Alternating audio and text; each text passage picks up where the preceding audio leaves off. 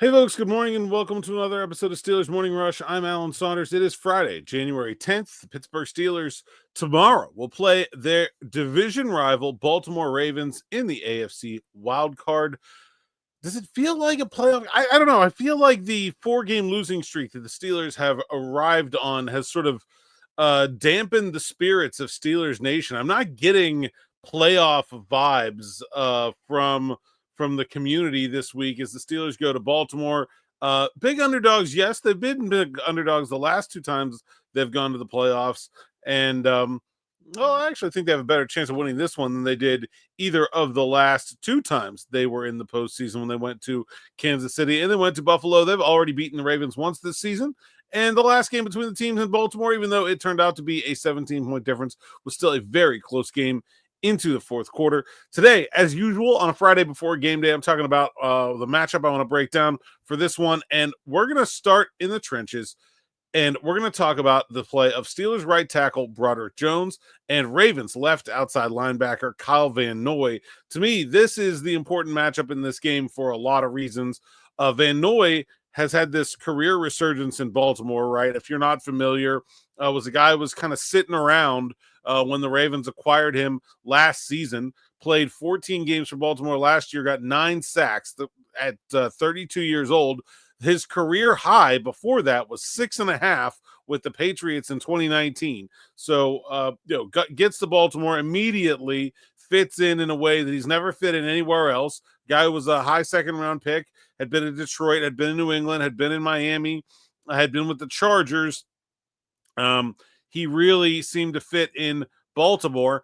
And then this year comes back at age 33 in 16 games, 12.5 sacks. Just an incredible season from Kyle Van Noy. Also had 41 tackles, 14 tackles for loss, and 21 quarterback hits.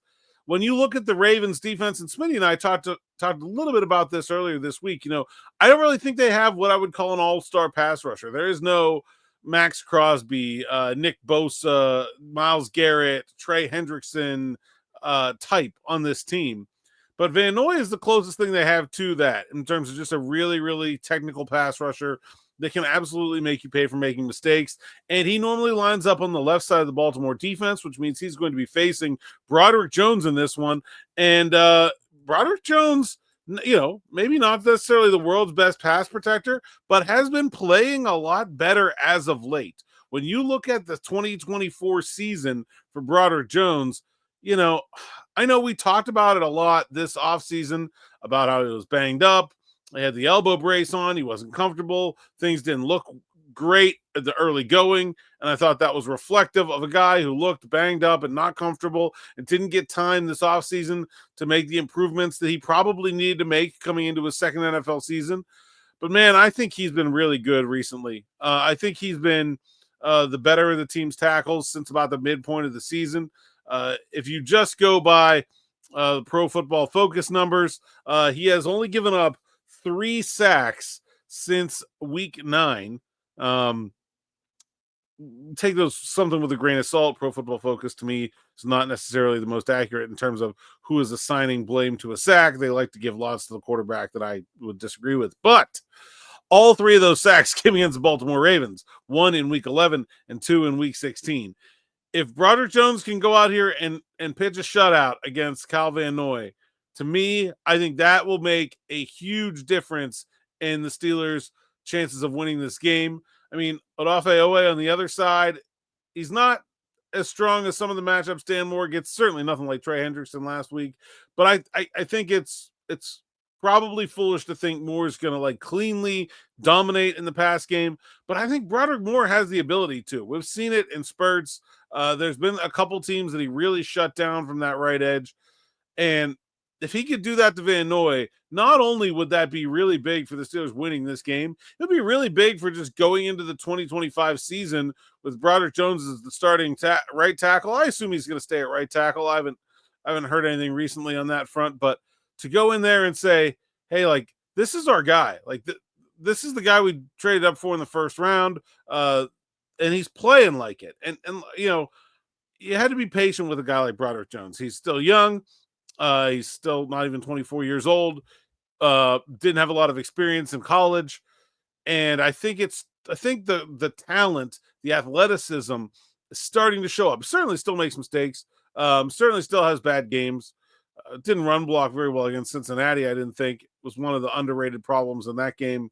To nitpick kind of, but like I think the Steelers should feel pretty good about Broderick Jones against Kyle Van Noy right now. You would have not have said that early in the season, and despite the fact, and if he can win that matchup and the Steelers can protect Russell Wilson, like this Ravens secondary is not very good. We talked a lot all year about both times the Steelers played them.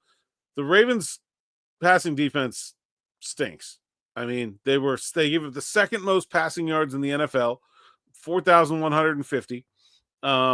Their net yards per attempt were better, but still not great.